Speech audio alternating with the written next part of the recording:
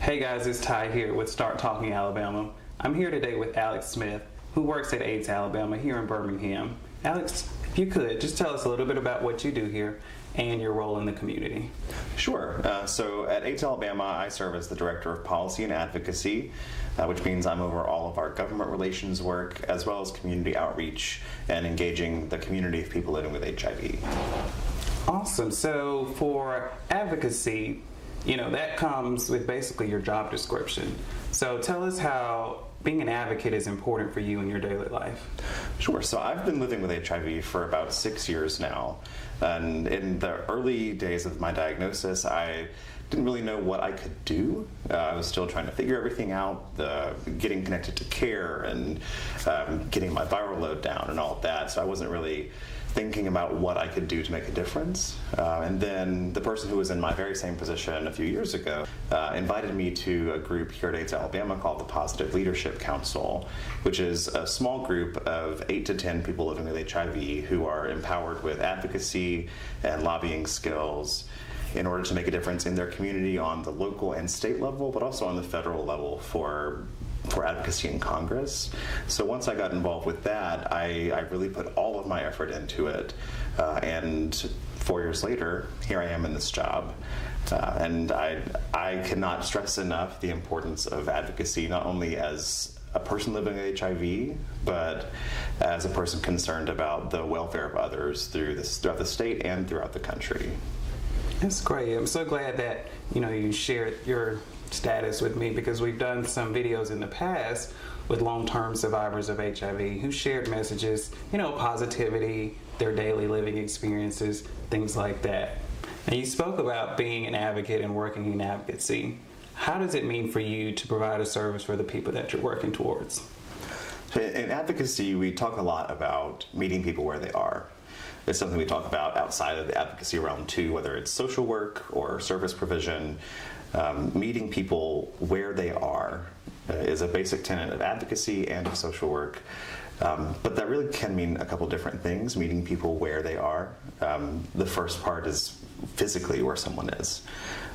Whether we're meeting somebody in a physical space or engaging somebody where they are locally so they can affect change in their city or municipality, and then broadening that scope to affect change on a state level, and then even further to federal and global levels of advocacy and outreach.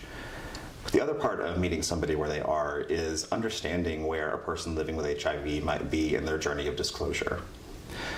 We've talked a lot about stigma on Start Talking Alabama and on other media outlets about how that affects people living with HIV in engaging with an initial test, in getting linked to care and being retained in care. But it also ties over to advocacy too, because if somebody is not to a point where they are public like I am with my HIV status, then they might not be willing to be on the front lines marching through the streets of the Capitol like we do every year. So you have to meet them where they are on their journey. Somebody who has just been diagnosed with HIV may not be ready, and they're still really feeling that stigma. I know I did when I was first diagnosed. I didn't really get involved for a couple years. So meeting somebody where they are in that sense could be engaging a person who has been newly diagnosed in advocacy by having them sign a petition or write a letter to their legislator on a state or federal level. And then as they grow in their journey of disclosure, they may be more comfortable with marching in the front lines or being interviewed by the news or testifying at the state legislature or in front of Congress. So it's really finding out where somebody is on that journey and connecting them to the advocacy and outreach that they're comfortable with. Absolutely. So you spoke about marching, and obviously when I think about marching, it takes me back to, civil rights movement. And we've come a long way since, legal discrimination and things of that nature. So it's really important to show progress. So for someone who doesn't necessarily want to march or, like you said, want to sign a petition, what are some ways that people can get involved? Sure.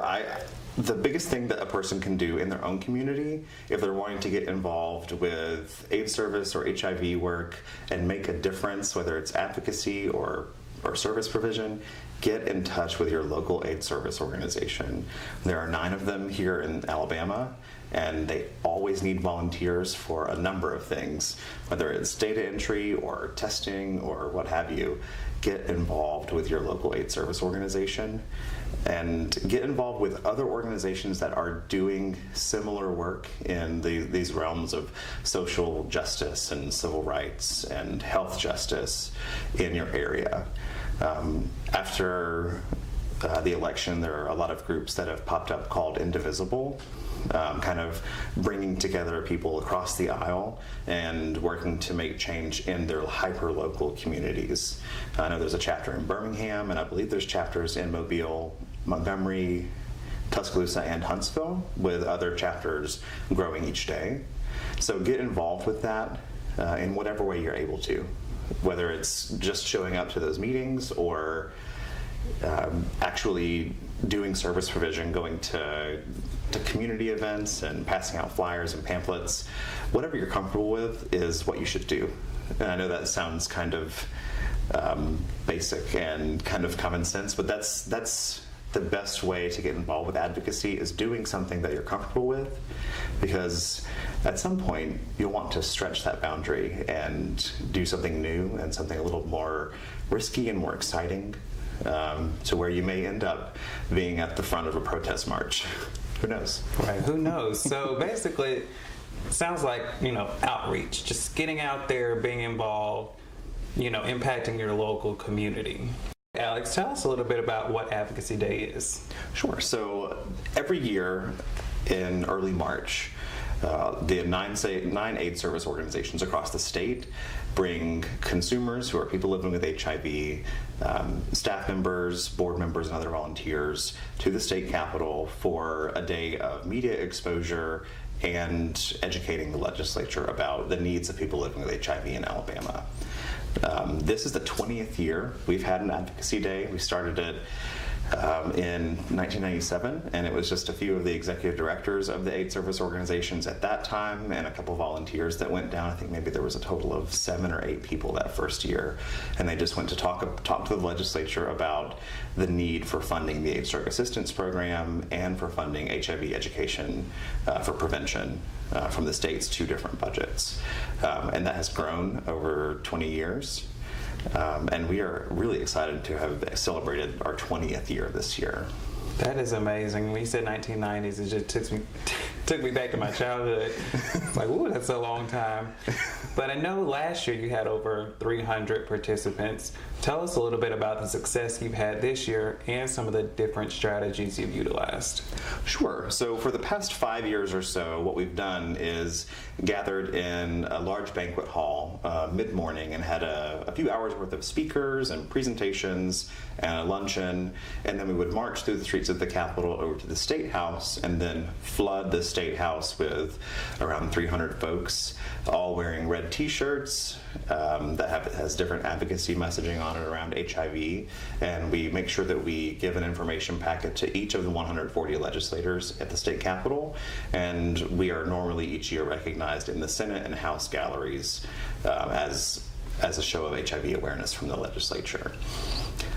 So this year we decided to do things a little different, to have more meaningful meetings with legislators and to really embody this idea of meaningful involvement of people living with HIV.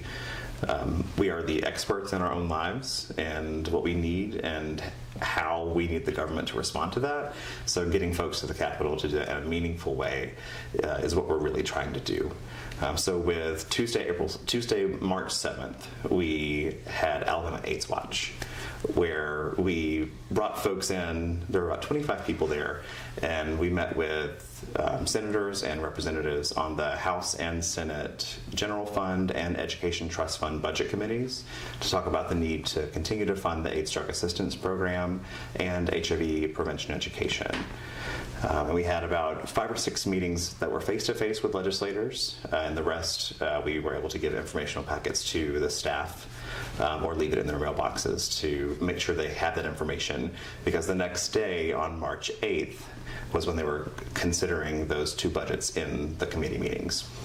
But what we did on March 8th is what we've done in years past, bring about 300 people to the Capitol and have a day of presentations, and then we marched through the streets of the Capitol and then flooded the State House with folks who are wearing red t-shirts with different advocacy messaging, and just making sure that we got information about the budget and the need for supporting people living with HIV in Alabama to every single one of our 140 legislators.